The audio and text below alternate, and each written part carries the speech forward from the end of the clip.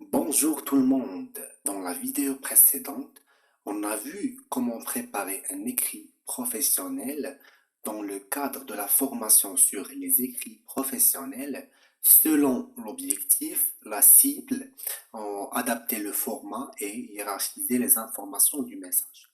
Après, on a évoqué les quatre plans non exhaustifs des écrits professionnels: plan chronologique, plan thématique, plan argumentatif et le plan directif. Et on a défini l'email et ses caractéristiques. Et on a présenté sur écran un exemple de l'email. Maintenant, on va voir les définitions et les caractéristiques de la lettre, la note, le rapport et le compte rendu. Commençons par une définition de la lettre. La lettre est un moyen administratif professionnel et c'est un document écrit formel utilisé pour communiquer à des fins et ET, pas EST. Alors on va retenir que c'est un moyen administratif écrit formellement et il a des buts professionnels. Elle se distingue d'une lettre personnelle par son temps formel et son contenu précis et sa structure rigoureuse. Alors on va retenir que c'est une lettre qui a un contenu précis et rigoureux par sa structure. Passons aux caractéristiques de la lettre. On a un en-tête qui contient les informations de l'expéditeur, notamment la raison sociale, nom, adresse, coordonnées, lieu, etc. De l'émetteur ainsi que le récepteur. L'émetteur doit mentionner sa raison sociale à gauche en haut et la raison sociale du destinataire à droite. Après, on a la date indiquée. C'est la date qui indique la date de rédaction de la lettre. On a l'objet, à l'instar de l'email, il décrit brièvement le sujet de la lettre, c'est le titre. On a la salutation ou bien la formule d'appel, et les formelles appropriées au destinataire, exemple Madame la directrice.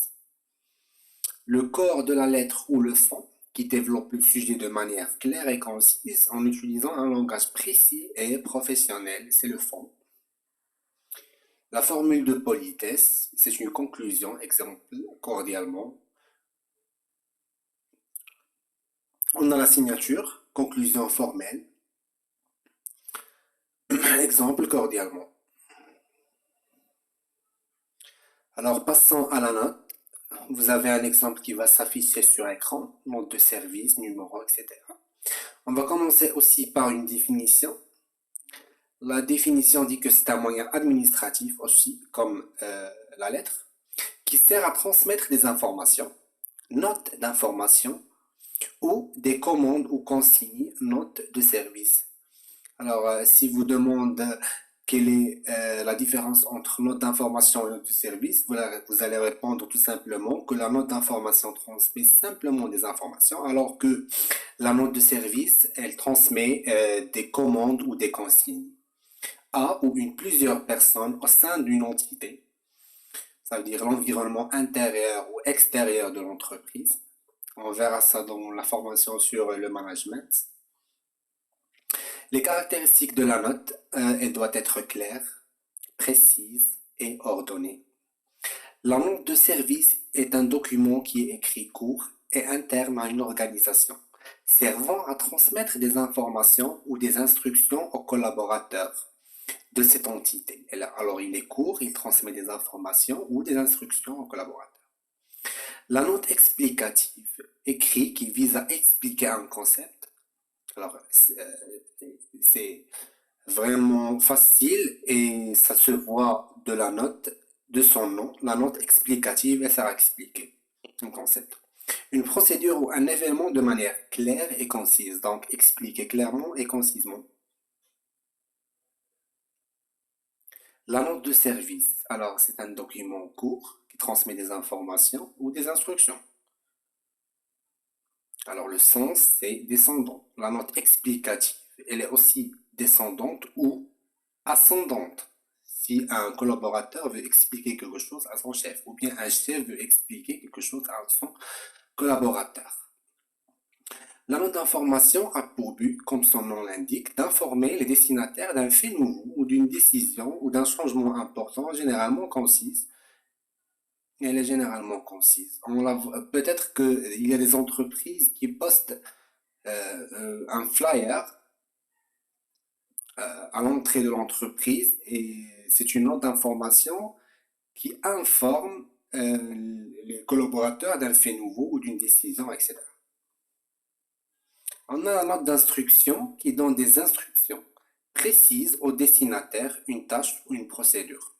Alors on va essayer de comprendre comment répondre rapidement si on a une question de comment définir une note certaine. Alors il faut juste se concentrer avec son nom. Généralement on va la définir à partir de son nom. La note explicative sert à expliquer d'informations, à but d'informer, etc. Alors prenez le temps de voir l'exemple de cette note de service. Alors, la dernière note qu'on a ici, c'est la note de synthèse qui résume un concept. Alors, synthèse, c'est résumer une procédure ou un événement de manière claire. Alors, passons au rapport. Vous avez un exemple devant vous d'un rapport. Alors, le rapport est un document qui circule dans le sens ascendant, de bas en haut. Il traite une situation à examiner, admet des analyses, voire des interprétations, ou un avis personnel au sujet étudié. Vous avez le droit de donner un avis, d'analyser, d'interpréter, etc. C'est un rapport. Le rapport par rapport à la responsabilité absolue et justification de résultats. Alors ça, c'est un exemple de rapport. Un rapport de réunion, autre exemple de rapport. On peut avoir un rapport interne, un rapport de stage. Exemple d'expression utilisée en rapport. Il est nécessaire de préciser que, etc. Il m'a fallu constater que, etc. Il est certain que, en premier lieu, il n'est pas douteux qu'il s'agit de, etc.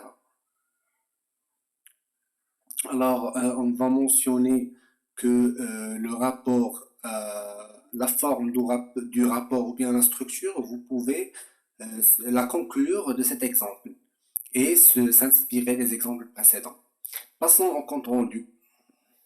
Alors, le compte rendu, vous avez un exemple de compte rendu devant vous. C'est un document qui transmet des informations plus ou moins des événements où le narrateur a assisté. Document qui transmet des informations plus ou moins détaillées des événements où le narrateur a assisté. Rédigé de manière objective, bon, c'est un compte rendu. Il est rédigé d'une manière objective, sans solution, ni interprétation, ni avis. C'est le contraire du rapport. On ne peut pas donner notre avis ou bien interpréter les paroles de quelqu'un ou bien proposer des solutions. Et le narrateur doit assister. Voilà une définition qui porte les caractéristiques. Alors, le compte rendu peut être utilisé comme aide-mémoire. C'est un moyen de décision et de preuve récapitulatif pour les personnes absentes. Il mentionne les personnes présentes, absentes et ceux qui se sont excusés, la date d'ouverture et de fermeture par le président, la décision prise ou la date de la prochaine réunion. Voilà, la vidéo touche à sa fin. Dans la prochaine formation, on verra le premier chapitre de la statistique descriptive. Alors, n'oubliez pas de s'abonner, de liker et de partager si vous likez ce contenu. À la prochaine.